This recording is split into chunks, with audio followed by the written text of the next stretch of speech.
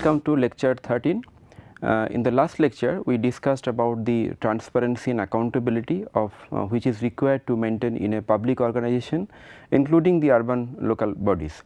Today we will discuss very important part of the local governance, that is the capacity building.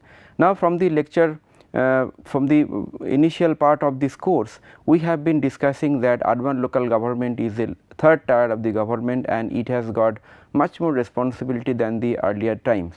We have discussed 74th Constitutional Amendment Act, Municipal Act, and we have discussed that now the urban local bodies and urban local government, they are enjoying and they are getting much more work responsibility. They are having the responsibility of discharging essential services.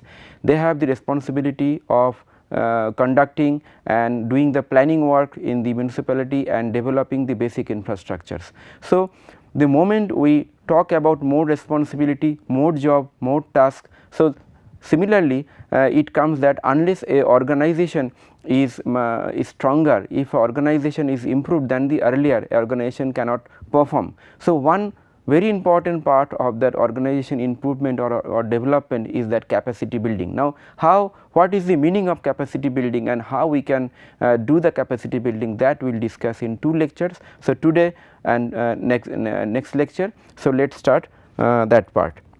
Today we will discuss the significance of capacity building in urban governance and the dimensions of the capacity building and the training and what is the role of the urban local governance. Now, the significance of the capacity building is that if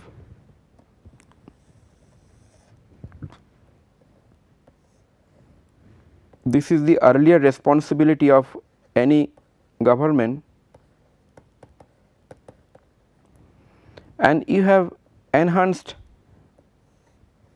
the responsibility,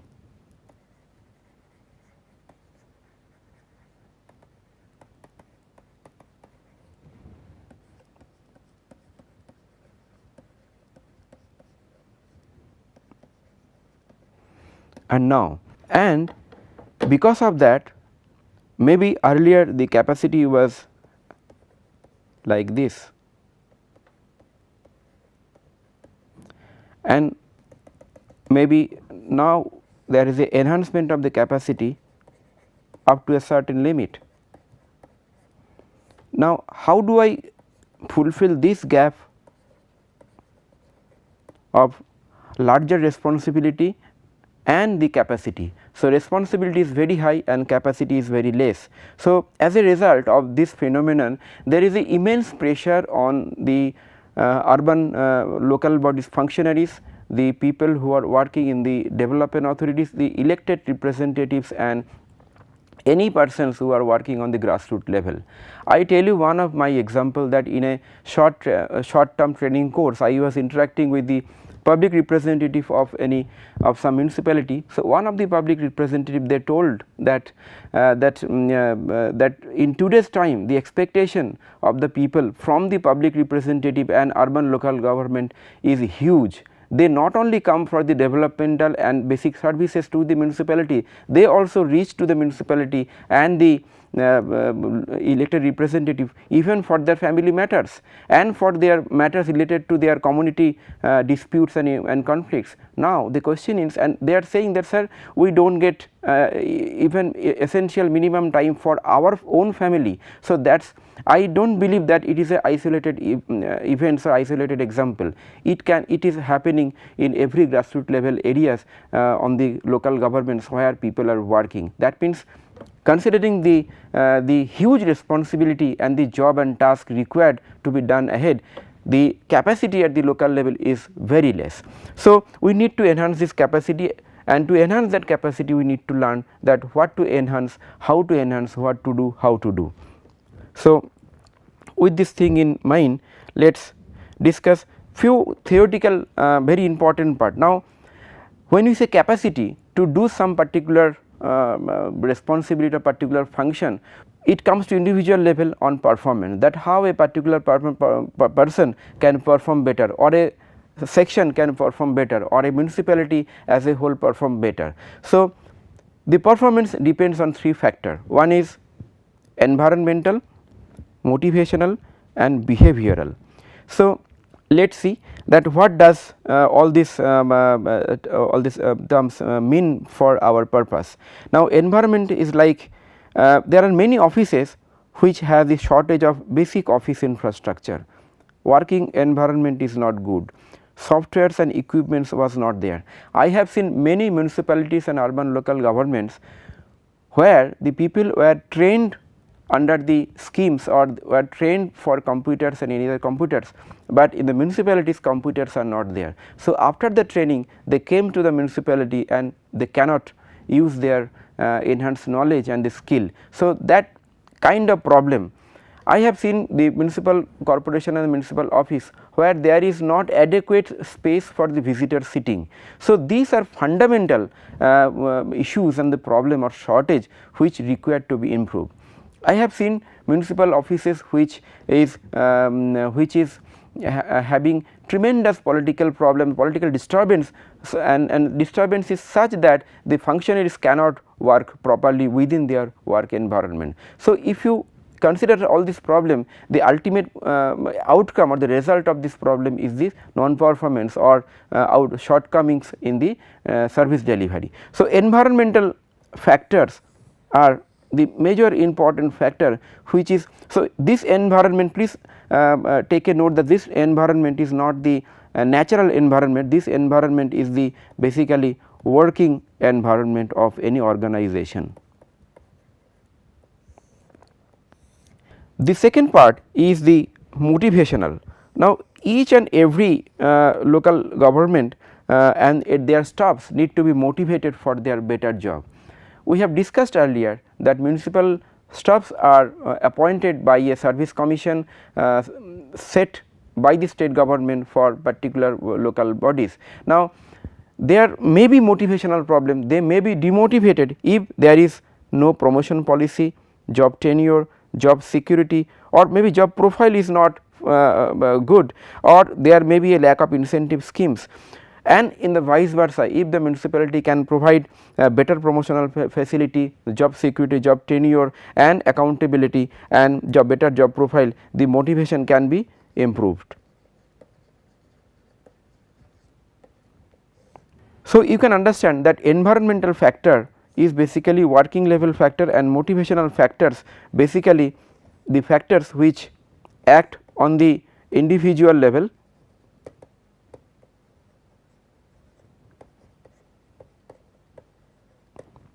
but it has to be done by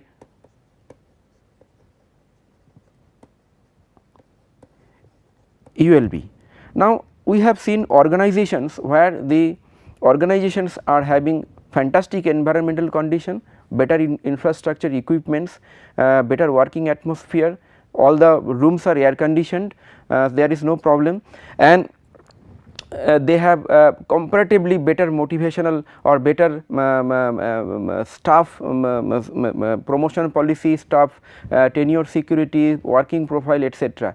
Even then there are few working staffs or there are few functionaries who do not work or do not perform, simply because if they do not perform they are not punished. So, or they do not want to perform, they do not have the adequate willingness to perform any particular job. So, that is related to their behavioral element. So, behavioral elements is basically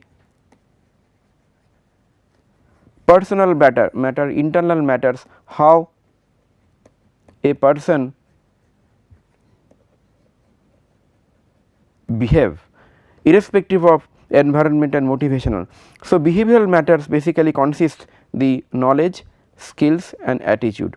So, knowledge can be in terms of the qualification and the educational degree what we acquire from the universities, the skill sets or the competencies what we achieve from the professional courses and the academic courses, and the attitude is basically the value system which enhances or which influences us to work or not to work. So, that is the basic part which is there within all of us, that is a part of behavioral element. So, in short we call it as a EMB which is responsible for performance. So, out of this EMB the environmental factors and motivational factors are are the organizational factor or the external factor within the organization other than other than individual factor, but the behavioral factor is something some attributes which is there within a particular or individual. So, let us see how this affects. Now, within behavior we have told that there are knowledge, skills and attitudes.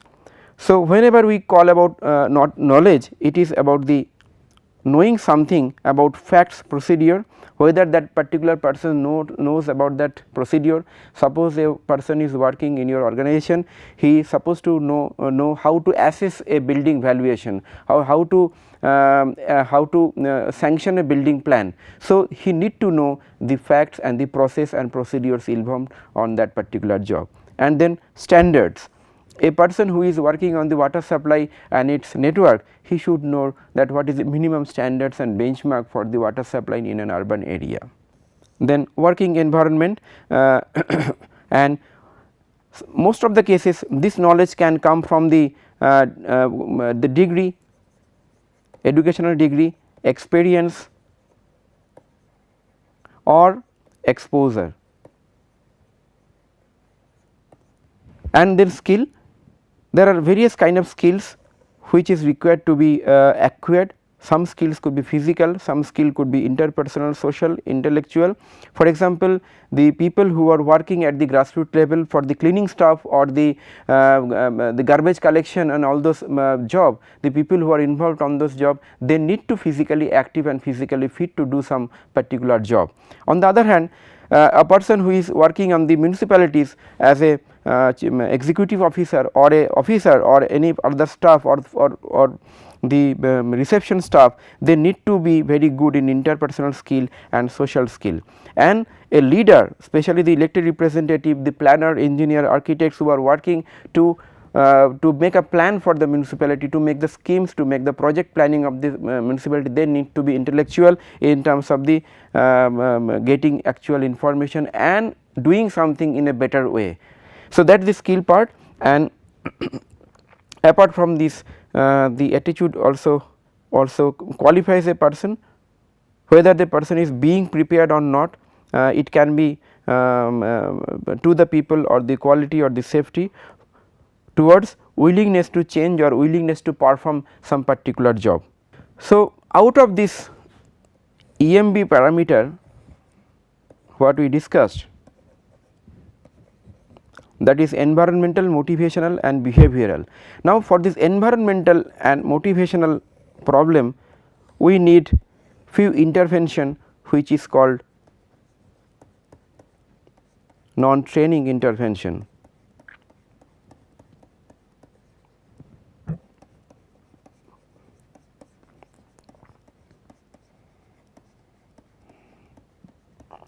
Let me give you some example, that if your office does not have essential equipments, essential infrastructure. So, there could be added office equipments, there could be, if it is required, or building. Many municipal office does not have adequate and bigger building. The ward committees, they also need a small building. So, this is the essential part. Second is the working environment, how it can be improved in terms of the working hours, in terms of the protocols, norms and standards. For the motivational, there could be like stated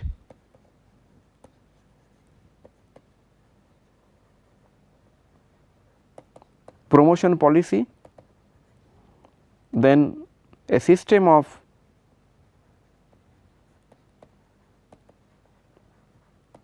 incentive for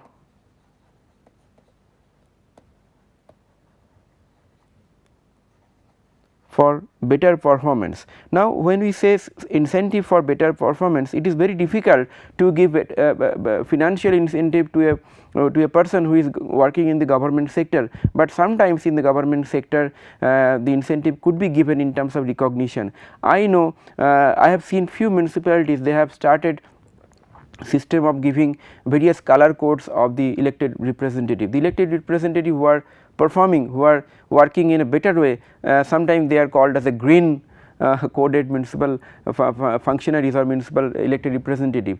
Those who are performing in a moderate way, they are called like yellow coded, and those are who are not performing or not working up to their expectation, they are red colored. So, they displayed those. So, those kind of systems can also be tried in the municipality, whether it can be incentivized, and also if there is some amount of non performance or non working, there should be a system of disincentives.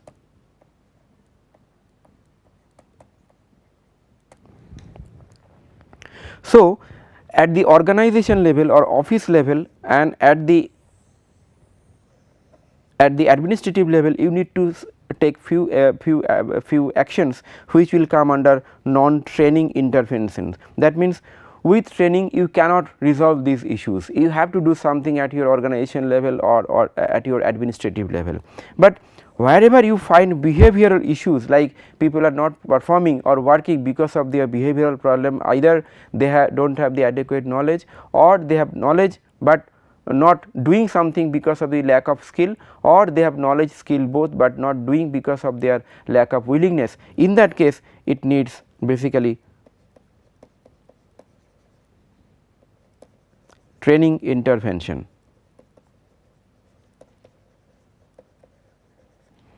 So, training intervention is a capsule of work related or work linked knowledge and skill which is given or which is provided either at the training institutes or at the urban local body itself. So, those kind of training interventions can be designed for every cadre or every level of the functionaries. Now, let us see in little bit more details that how training interventions work.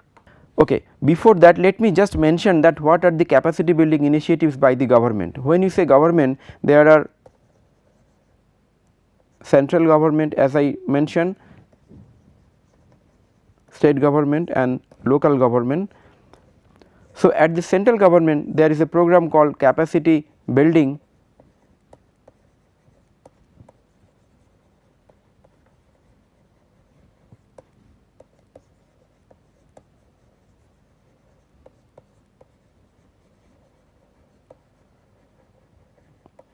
in short it is CBUD.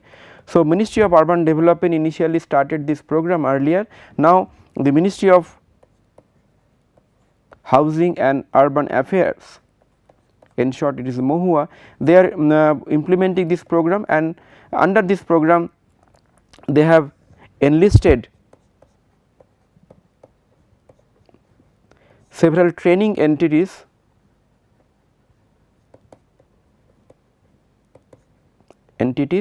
to deliver the training for the local government level and the development authorities. And similarly, at the state government level there are state level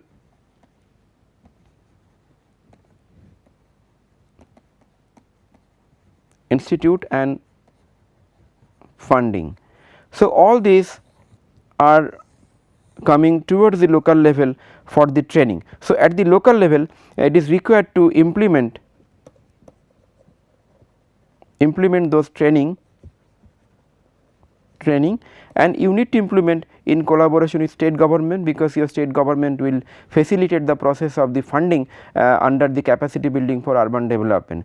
Right now there are various schemes going under Government of India like Smart City, like Amrut, like Swachh Bharat Mission, Hriday. So, they have started integrated capacity building for the the capacity building for the urban development, that is integrated CBUD program. So, in this integrated CBUD program, all the urban local bodies, they are supposed to get training capsules for their functionaries. Apart from that, whenever you do a large project where significant capital investment is required, for those project there are some amount of funding always reserved for the capacity building. Usually it is within 5%, that is also given under the various schemes by the central and the state government.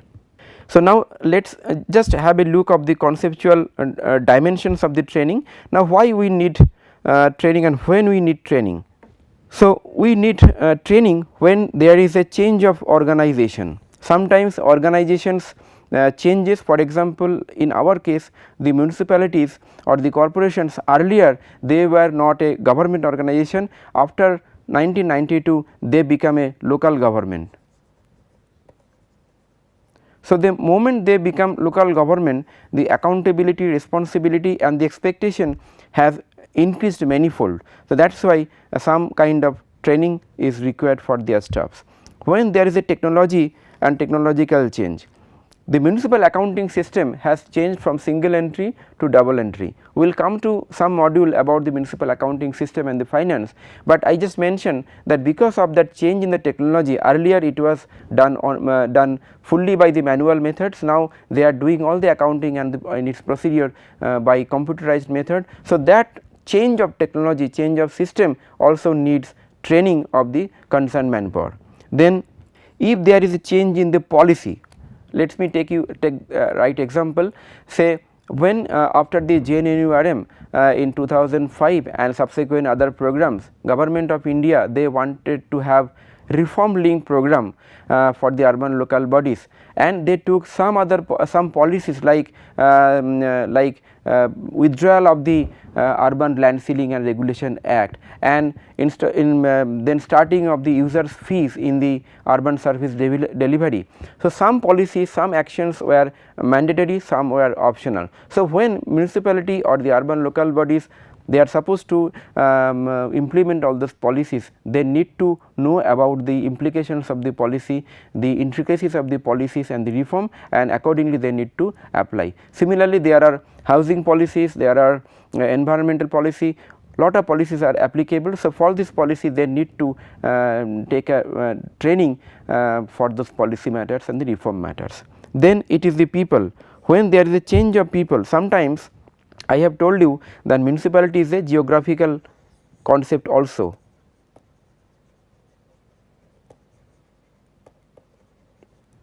And it happens that when the municipality expands beyond the geographic limit, then after some time you need to delineate or redelineate the municipal boundary to include the added population. So, when there is a added population means added responsibility, added expectation. So, that is another reason that your concerned persons, concerned functionaries, they need to be trained for the new areas, for the new people or the new geographical locations and the setting. So, this is the reasons why we need training in any organization. So, it can be either organizational change or organizational matter, it can be policy matter or it can be technology matter or the people. So, we organize training as a training intervention for the capacity building for more rapid development, increase output in terms of human resource, improve quality of the product on services and less wastage of time, money, materials or people, and better utilization of the resource in terms of land, in terms of finance, in terms of the human resource, and also we can avoid accident. So, through training we can definitely change the behavior of the people and we can enhance the service. So, the change of behavior is basically resulting to change of service. Next, just have a quick look of the definition of the training. Training is basically a planned process to modify attitude, knowledge and skill through a learning experience to achieve effective performance in an activity of range of activity to satisfy the needs of the organization. So, please see the key words in the definition of the training. The first keyword is the organization, second keyword is that it is a learning experience, third is the attitude, knowledge and skill, and it is aimed to improve your performance through the range of activity. So, please keep these few 4-5 points, because in your organizations either as a officer you have to conduct the training program for your staff, or sometimes you need to give the exposure to the staffs, or sometimes you also need training for the betterment of the performance. Let us see the quickly that what is the systematic approach in training. This is required to know because in municipalities and urban local bodies often you will be asked to organize training or to conduct training. Now, what is the systematic approach and the stages in a training? Now, the first stage of a training is the identifying the training needs. So, training needs means the gap of the knowledge between what is required and what is the existing. So, if a particular function, if the knowledge level is this,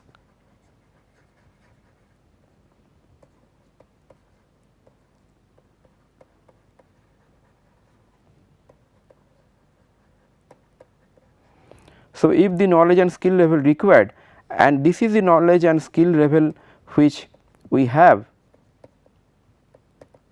existing knowledge and skill. So, this is becoming the gap. So, if we can measure this gap and we can list down this gap, this is becoming the, this amounts to training need.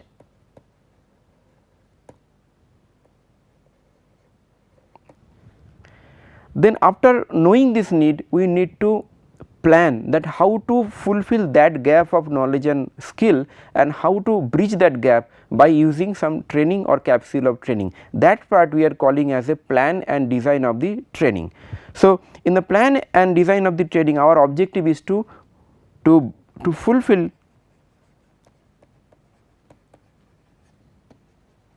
the knowledge gap and skill gap by designing. So, here the key words is design and planning. Designing the duration of the course, the venue of the course, target participants, target training entities or the training institutions, and the modalities of the course, whether the course will be online course will be offline course, then the methods, media, everything, faculty. And after this designing part is done, then the next job is to implement the course. The course could be implemented at your place or maybe in the training institutes, and after implementation next is the assess the result, whether the training course could fulfill the gap which was identified at the first stage, that is training need analysis stage. So, if you find that further training is required, so you go back again to the first stage and measure the remaining gap what is required, and maybe you have some refresher course in later time. So, this is called the systematic approach to training, and to remember this we have a, so IN for identifying needs, D for design, and I for implementation, and A for assessment. In short, it is India. So, it is very easy to remember that identifying needs, design, implementation and assess is the basic stages of a systematic approach in training. So, do not forget these stages, because often as a functionaries or as a elected representative or as a technical person, you have to conduct many training in your organization. So, with this we will summarize today's lecture. Today we discussed the essential factors of the capacity building. In the capacity building, we discussed that why it is required. Capacity building is required to improve the organizational efficacy in terms of the individual and as a group. In organization, there are lack of performance or lack of the results, and it is caused due to three factors. One is environmental, which is basically the organizational infrastructure, working environments, etc. Then motivational is the reasons or the elements which motivates people in terms of the work, like promotion policy, the work security, etc. And there could be behavioral, which is basically a person's individual internal matter which enables a person to work or not to work. When we say behavior, it is the in the combination of the knowledge, skill and attitude, and knowledge and skill and attitude combinedly makes the behavior part. For any organization, the environmental and motivational change can be done by the non-training intervention by taking organizational and administrative actions, whereas the behavioral change or the behavioral improvement can be done in terms of knowledge, skill and attitude by training interventions. And then we also discussed that training interventions has various methods. We discussed the dimensions, the need for the training, the definitions of the training, and also we have discussed the systematic approach in training or SAT. To remember, it is the identification of the need, that is the first stage of the systematic approach, that is identification. Second is the design, and then it is implementation, and then is assessment of the training results. So, in short, it is India to remember. So, next lecture we will discuss about the capacity building and training part with some example and cases, that how it can actually be organized and how the result can be assessed, so that you can get some actual idea that about the training and its efficacy. So, with this, thank you very much for attending this lecture. I hope you are enjoying the lecture. See you in the next lecture. Thank you.